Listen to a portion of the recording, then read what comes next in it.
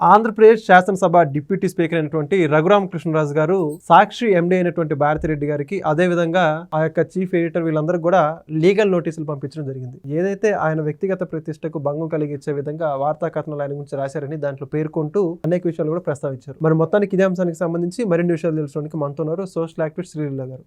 నమస్కారం అండి. నమస్తే అమ్మా. మొత్తం త్రిబులర్ గారు సాక్షి మీడియాకి ఆ యొక్క డైరెక్టర్లు వాళ్ళందరూ కూడా నోటీసులు పంపించారు. ఏదైతే ఆయన మీద ఈ యొక్క ఆయన ప్రతిష్టకు భంగం కలిగించే విధంగా కథనాలు రాశారని ప్రచురితనాలు చేస్తున్నారని చెప్పేసి క్షమాపణలు చెప్పాల్సిందే పేర్కొన్నారు. లేకపోతేనేమో ₹1,00,00,000 అమరావతి రైతులకి కట్టమని చెప్పారు. మొత్తానికి అంశం గురించి మీరేమంటారు? అంటే జగన్మోహన్ రెడ్డిని అందరూ చీ అన్నారు, వాళ్ళ సాక్షిని యాక్ట్ చీ అన్నారు. మరి ఆయన మానస పుత్రిక మరి జగన్మోహన్ రెడ్డి గారు మనం ఎన్నో సందర్భాల్లో చెప్పుకున్నాం. జగన్మోహన్ రెడ్డి గారు శకుని, ఆయన చేతిలో పాచిక ఈ సాక్షి. ఆయన ఏది చెప్తే అది రాస్తారు. ఈయన కూడా పనిలో పని నోటీసులు ఇవ్వాల్సింది. జగన్మోహన్ రెడ్డి పార్టీకి అంటే జగన్మోహన్ రెడ్డి గారి పేపరేనని చెప్పేసి అంబటి రాంబాబు గారు కూడా చాలా సందర్భాల్లో చెప్పారు. ఈయన ప్రమేయం కూడా దానిలో ఉంది, ఈయన కక్షపూరితంగానే చేసుంటారు అనేది అందరికీ తెలిసిన విషయం. ఇక్కడ ప్రతిసారి కూడా ఎప్పుడు చూడండి ఆ పేపరు, ఆ ఛానల్ నిజాలు ఎప్పుడైనా మాట్లాడారా, నిజాలు ఎప్పుడైనా రాశారా? దాంట్లో ఆ డిబేట్లు చూస్తేనేమో నవ్వు ఆగదు, అదేదో కామెడీ షో స్క్రిప్ట్ లాగా ఉంటాయి. మరి ఆ పేపర్ చూస్తుంటేనేమో మనకి ఏదైనా కథలు రాస్తారు చూడండి, ఆ ఏదన్నా హర్రర్ స్టోరీస్ అలా ఉండిద్ది. లేని దాన్ని క్రియేట్ చేయడంలో వాళ్ళకి మించిన వాళ్ళు లేరు.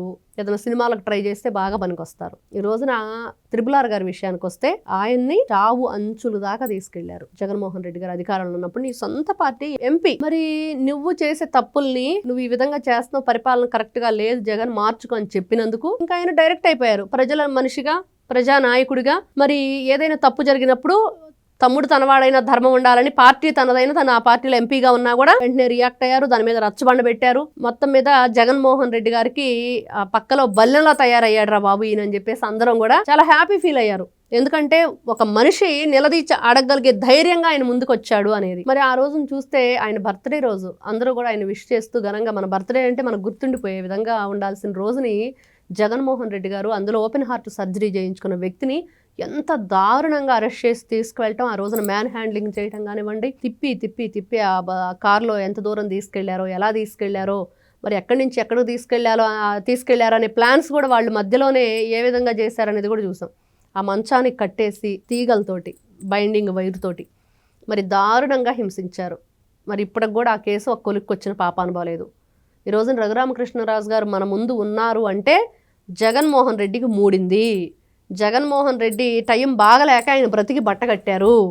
ఎందుకంటే ఎప్పుడైనా సరే తప్పు చేసినాడు, తప్పించుకోవాలంటే అవతల వ్యక్తి స్ట్రాంగ్గా ఉంటేనే. ఆయన నిజంగా భగవంతుని అండదండలు కానివ్వండి, భూమి మీద తిండి గింజలు ఉన్నాయి అందుకనే బ్రతికాడని మన పెద్దవాళ్ళు చెప్తూ ఉంటారు, అది కానివ్వండి, ఒక మనిషి భగవంతుని పట్ల అదేవిధంగా ప్రజల పట్ల నమ్మకం కానివ్వండి, వాళ్ళకు చేసే మంచి కానివ్వండి ఈ రోజున ఆయన నిలబెట్టింది అనేది వాస్తవం. మరి ఆయన గురించి అలాంటి తప్పుడు కథనాలు రాయటం వల్ల వాళ్ళకు ఉపయోగం ఏంటి, ఏమి ఆశించి మీరు రాస్తున్నారు? ఈ రోజున మీ నాయకుడేమో అరెస్ట్ చేసి ఏ విధంగా చేశాడో చూసాము. మరి మీ పేపర్ ఎందుకు ఈ విధంగా చేస్తున్నారు? భారతిరెడ్డి గారి విషయానికి వస్తేనండి, నిజంగా ఆవిడ ప్రతిసారి చెప్తుంటారు మా ఛానల్లో, మా న్యూస్ పేపర్లో ఏదైనా ఒక న్యూస్ రాయాలి అంటే 1కి 10 సార్లు ఆలోచిస్తాము అని. ఏమని ఆలోచిస్తారు? అబ్బాయి ఇవాళ ఒక స్టోరీ వచ్చింది, దాన్ని అబద్ధం చేసి ఎలా క్రియేట్ చేయాలి, అబద్ధాలు దానికి జోడించి ఎలా ప్రచురించాలి, అబద్ధాలన్నీ కూడా దానికి ఏ విధంగా మేళవించాలి, ఇదే వాళ్ళు ఆలోచించేది. 10 సార్లు ఏం ఆలోచిస్తారండి? ఉన్న కథనాన్ని ఇప్పుడు ఒక స్టోరీ ఏదైనా జరిగింది, హాగా ఇచ్చిన జరిగింది, అక్కడ జరిగిన విషయాలు రాస్తారు, వీళ్ళేమో అబద్ధాలు వండి వారుస్తారు. లేచిన దగ్గర నుంచి ఇదే పని, వాళ్ళ పని అబద్ధాలు చెప్పడం. నిన్న ఒక స్టోరీ చదివాము. దాంట్లో ఏంటంటే అమరావతి మహిళా రైతులు బిల్గేట్స్ గారికి స్వాగతం పలికి మన దేశానికి వచ్చిన విదేశీ అతిథి ఆయనకి ఆతిథ్యం ఇస్తే మహిళలతో ఆయన అక్కడ కల్పించడం తప్పు అని చెప్పి వాళ్ళు రాశారు. ఇంతకంటే ఘోరం ఇంకోటి ఉందా? ఎవరిని కల్పించాలంటారు మరి వాళ్ళ దృష్టిలో? మహిళల పట్ల ఆయన మీద ఏదో కేసులు ఉన్నాయి, అట్లాంటి వ్యక్తితో ఈ మహిళలు మాట్లాడించడం తప్పు. వాళ్ళ దృష్టిలో వైఎస్ భారతిరెడ్డిని మాట్లాడించాలని తీసుకొచ్చి, మరి వాళ్ళని తీసుకొచ్చి కూర్చోబెట్టాలేమో జగన్మోహన్ రెడ్డిని, భారతిరెడ్డిని పెద్దపేట వేసి వీళ్ళకి. ఇట్లాగా వీళ్ళ ఆలోచన విధానం, వీళ్ళ నడవడిక, వీళ్ళ శైలి, వీళ్ళు ఏదైతే వీళ్ళ భాష, వీళ్ళ ఛానల్లో అమరావతిని వేసల రాజధాని అన్నప్పుడు లేని బాధ, అప్పుడు లేని గౌరవం, అప్పుడు మహిళల పట్ల లేని ప్రేమ వీళ్ళకి ఇప్పుడు పుట్టుకొచ్చింది. ఏ విధంగా చెప్పాలండి వీళ్ళ ఆలోచన విధానాన్ని? నిన్న చాలా కోపము అన్నీ కూడా వచ్చేసినాయి, వీళ్ళు చిరాకు వచ్చేసింది.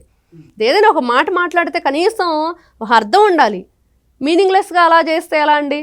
వాళ్ళు ఎంతో గౌరవంగా రైతులకి, మనం ఒక న్యూ జనరేషన్కి కొత్త పద్ధతులతో ఏ విధంగా వ్యవసాయాన్ని అందించాలి, తక్కువ ఖర్చుతో రైతులు లాభసాటిగా ఏ విధంగా పంటను పండించుకోవాలనే దాని మీద నడుస్తుంది.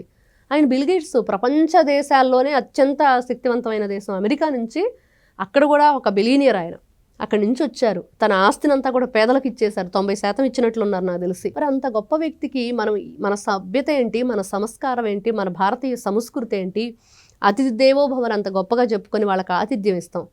మరి అలాంటి వ్యక్తుల గురించి అంత నీచంగా వాళ్ళ ఛానల్లో వాళ్ళ పేపర్లో రాశారంటే వాళ్ళకి ఎవరైనా ఒకటే అండి, వాళ్ళు చేసేది ఏంటంటే తప్పుడు ప్రచారాలు చేయడం, తప్పుడు కథనాలు రాయటం, ఎదుటి వాళ్ళ మీద బురద జల్లటం, నిందలు వేయటం, అన్ని అబద్ధాలు వండివారుస్తారు. ఓకే, మరి అయితే ఇప్పుడు మొత్తానికి నోటీసులు అయితే క్షమాపణ చెప్పమని, క్షమాపణ చెప్పకపోతే ఏ విధంగా ఉంటుందో కూడా చెప్పారు త్రిపులర్గా. మరి వీళ్ళు క్షమాపణ చెప్పే అవకాశం ఉంటుందా లేదా? చెప్పరండి వాళ్ళు. మనం ఎన్ని చూసాము ఇప్పుడు వాళ్ళ మీద కేసులు, వాళ్ళ నాయకుడి మీద ఎన్ని కేసులు ఉన్నాయి, ఆ పేపర్ మీద ఎన్ని కేసులు ఉన్నాయి అందరికీ తెలుసు. ఇంకా ప్రపంచంలోనే వీళ్ళు గిన్నీస్ బుక్ రికార్డ్ ఎక్కుతారు. మనం ఇప్పుడు ఆంధ్రప్రదేశ్ గిన్నీస్ బుక్ రికార్డు ఎట్లా ఎక్కుతుంది? పేరెంట్స్ టీచర్స్ మీటింగ్ కండక్ట్ చేయడంలో కానివ్వండి, యోగాంధ్ర విషయంలో కానివ్వండి, ఏదైనా ఒక వరల్డ్ రికార్డు సృష్టిస్తుంది. రోడ్లు ఒకే రోజులో మరి ఆ 29 కిలోమీటర్లు ఒక నూతన అధ్యాయాన్ని క్రియేట్ చేశారు. మరి ఇలాంటివన్నీ కూడా పుట్టపర్తి జిల్లా అనుకుంటా నాకు తెలుసు, సత్యసాయి జిల్లా.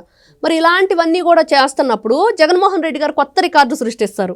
ఏంటి అంటే కోర్టు నుంచి ఇన్నిసార్లు మొట్టికాయలు పొడిపించుకున్న ముఖ్యమంత్రిగా, లేకపోతే ఒక వ్యక్తిగా, ఒక పేపర్గా వీళ్ళు చరిత్ర ఎక్కుతారు.